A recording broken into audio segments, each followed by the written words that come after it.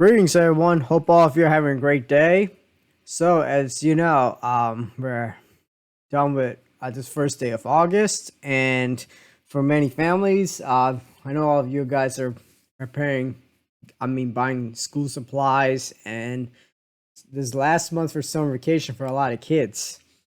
However, another alarming trend that we've been finding out is that the U.S. tourism is slumping and it is declining hard this year. So, according to this article, it says that the U.S. is the only country facing a tourism decline as Trump policies cost $29 billion in visitor revenue. I mean, you might think it might be fake news or whatever, but you know what?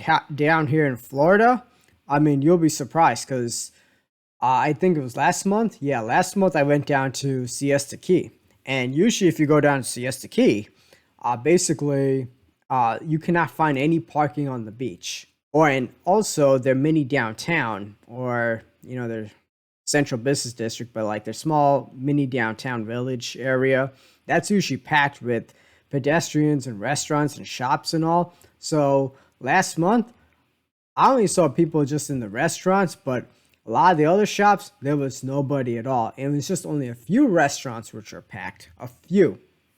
And I was able to find parking in Siesta Key, and I'm like, within like less than 5 minutes. And I'm like, I'll tell you this, Canadians are not messing around. And a lot of these states like Florida, Nevada, and especially places like New York, Texas, they all rely on tourism. So they may claim that they don't, but I wouldn't say they claim that they don't, but they might say something like what Ron DeSantis says, who's an idiot. He says like, oh, well, we don't need the Canadian tourists. Let me tell you this, Canadian tourists, they bring a lot of money to the States, especially when it comes to vacation. And also, it's not only Canadian tourists boycotting, it's also European tourists boycotting the US. Disneyland is very popular amongst Europeans, and trust me, once they boycott it, it's going to take a long time for the trust to come back. So let's go to this article a bit. It says, I'm not going to read the whole thing, but just the bits and pieces as usual, saying risk alienating, Trump's policies risk alienating millions of international travelers and could cost the U.S. economy billions of dollars due to a sharp drop in tourism. This includes immigration crackdown, travel bans, sweeping global tariffs. Yeah. So yeah, good job, Trump. As if the jobs report's not good, it was bad enough. Now expect that to get a lot worse. A lot worse. And this is nothing to celebrate. For now, we have people like still in the denial phase, like, oh, this is just a temporary slump. For how long? It's not a 1 year thing. This is going to last at least 4 years. And let me tell you also another thing. Some of the international tourists, like long life Canadians, they're already saying that they're not planning to make a trip back to the United States ever again. And the question is this: that what I find interesting with the media is they don't ask why. Why are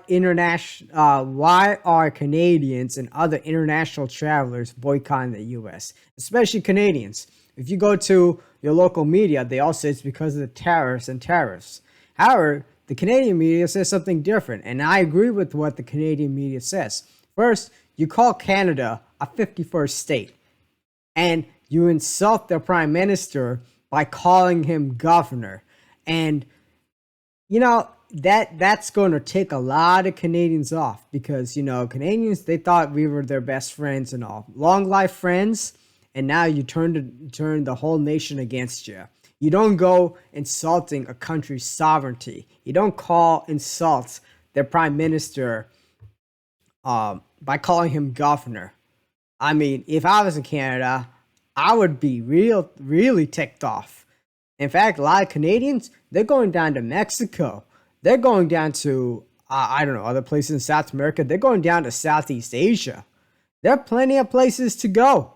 That's what the whole world is showing. They can go anywhere else besides the U.S. because the world does not revolve around the U.S. All right. And it is showing, like, we all talk about declining empire. Yeah, like I say, you're having front row seats. You're having front row seats, so enjoy the ride because it's going to be a rough one. So, so let's look at the great state of Florida. So it says that this is back from May 2025, 2 months ago, saying international tourists are down so far in 2025. DeSantis has dismissed reports that Canadians will stay away from Florida because of Trump's actions. First of all, my opinion on DeSantis, the guy's an idiot. All right. I mean, if only Gillum did not mess up his campaign in the last few weeks, and he might not have been governor.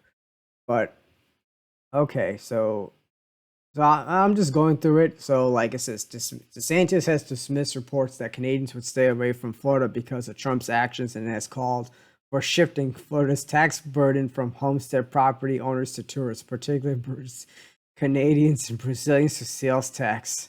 And DeSantis has made statements as he has opposed a House proposal to reduce the state sales tax. Now, this guy was an idiot. There was no way that you could bring enough money by shifting the sales tax to Canadian, Brazilian tourists. And let me tell you one thing. Canadians, when I mean that they bring a lot of money, I mean, let me tell you a few years ago. So I went down to St. Augustine, and there were a lot of Canadian tourists down there. And one of them I actually played golf with. They were retirees, so two Canadians from who were retirees. They drove down here to Florida, and they said they were going to golf along the East Coast, particularly the southeastern United States. And what they said was that, we're going to stay 2 nights in Florida, golf, and then go 2 nights in Georgia and 2 nights in North Carolina and golf. And, golfing is expensive. Some places are more than $100 per tee time. And then on top of that, you're paying for food, paying for gas, paying for hotel stays.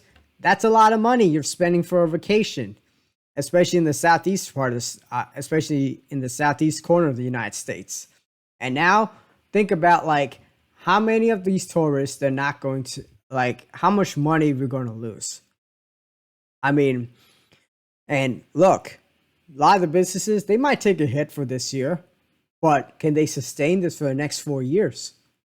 Because this is just year one. What's going to happen in the winter when the snowboards don't show up? I mean, this is what happens when we have short-term amnesia. We don't think about long-term. When you have that cocky attitude, think we're number one. I mean, I always wonder, number one in what? I mean, this is what happens when you stay in a state of denial as well. And let me tell you, it's already having a reverberating effect in Florida. Let's take a look at this article. Okay, this is downtown Naples sees a sharp decline in tourism. Now, downtown's cut off, but let's look. It says, tourism's the lifeblood of downtown Naples, and that area is bustling with hotels, restaurants, and businesses. That is so true. Now, let's go down. It says, these spots have been historically popular with international travelers, but the scene is not quite what it used to be. The Collier County Tourism Director reports a 32% drop in international tourism from May 2024 to May 2025. Wow, 32% decline. Now, I've been to Naples, Florida. Yeah, good weekend trip. I don't think I would stay there much longer than that. But 32% decline? I mean, holy crap. The reason why Florida does not have an income tax is because of all the revenue they gain from the sales tax. I mean, from tourism. Because from tourism, that's why we don't have an income tax here.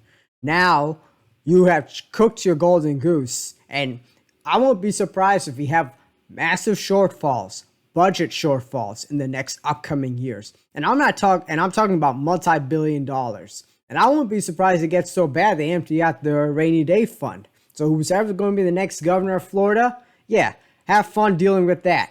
But you're not talking about now, because of this stupid antics that Trump did and the massive decline in tourism and all the billions of dollars we have lost, here's what you're going to see. You're going to see massive budget shortfalls, so expect to have some crappier services and possibly higher taxes. Oh yeah, you're going to have see job layoffs in the hospitality sector across the board, and you're going to have a much crappier jobs report in the upcoming months. So you just watch. Watch until September and October. You're going to really see the effects of this. So brace for impact. Yeah, you're seeing the American empire in full decline right here, people. And if you think we can rebound for this within 1 or 2 years, I don't know what you're smoking, but I gotta say, wake up to reality. This is your reality. 32% decline. Okay? We're in some deep trouble right here. States like Florida, you expect to have a massive budget shortfall. Nevada, expect to have a massive budget shortfall. New York, well, you kind of have shortfalls anyway, but expect it not to be pretty. So if you're going to be in the state government for the next few years, be prepared to have a plan on how you plan on closing these budget shortfalls. And you know what? We kind of did it ourselves. Thanks to the person we elected. Hey, this is what we get now, and it's not going to be pretty, and a lot of people are going to lose their jobs. So, but the truth has to be said. All right. So anyway, I'm just going to leave it out here. Feel free to like, comment, share, subscribe. I'd like to hear your thoughts about American tourism down dramatically and what the effects will be. All right. Take care. You guys have a great day.